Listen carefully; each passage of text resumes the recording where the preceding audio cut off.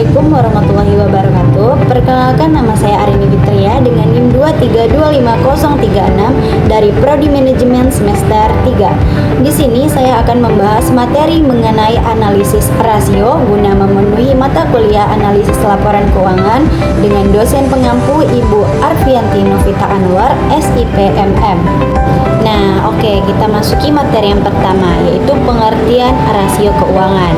Jadi, rasio keuangan adalah alat analisis yang digunakan untuk mengevaluasi kondisi dan kinerja keuangan suatu perusahaan. Rasio ini diperoleh dengan membandingkan dua atau lebih data keuangan dari laporan keuangan, seperti laporan laba rugi dan neraca, sehingga memberikan informasi tentang efisiensi, profitabilitas, likuiditas, dan stabilitas perusahaan.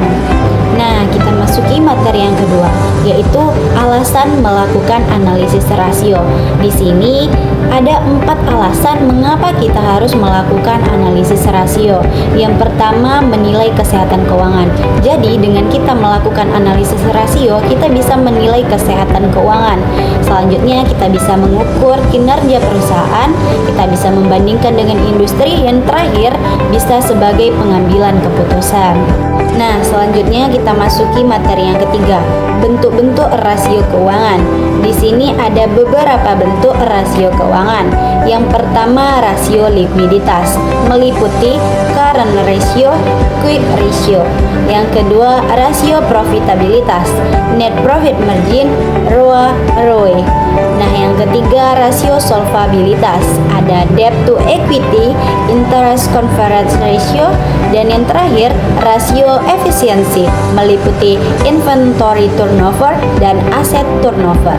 Oke, materi selanjutnya yaitu keterbatasan rasio keuangan. Di sini ada 4 keterbatasan dari rasio keuangan. Yang pertama, data historis. Yang kedua, perbedaan standar akuntansi. Yang ketiga, tidak menggambarkan faktor non keuangan, dan yang terakhir, pengaruh inflasi. Nah, selanjutnya hubungan antara berbagai rasio.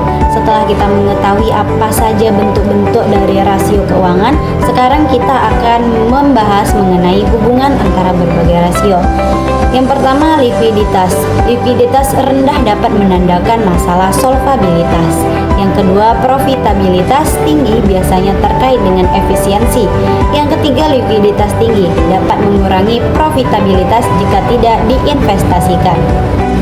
Nah, jadi setelah kita bahas beberapa materi sebelumnya, kesimpulan yang bisa kita simpulkan yaitu rasio keuangan adalah alat penting untuk mengevaluasi kinerja dan kondisi keuangan perusahaan dengan mengukur likuiditas, profitabilitas, solvabilitas, dan efisiensi.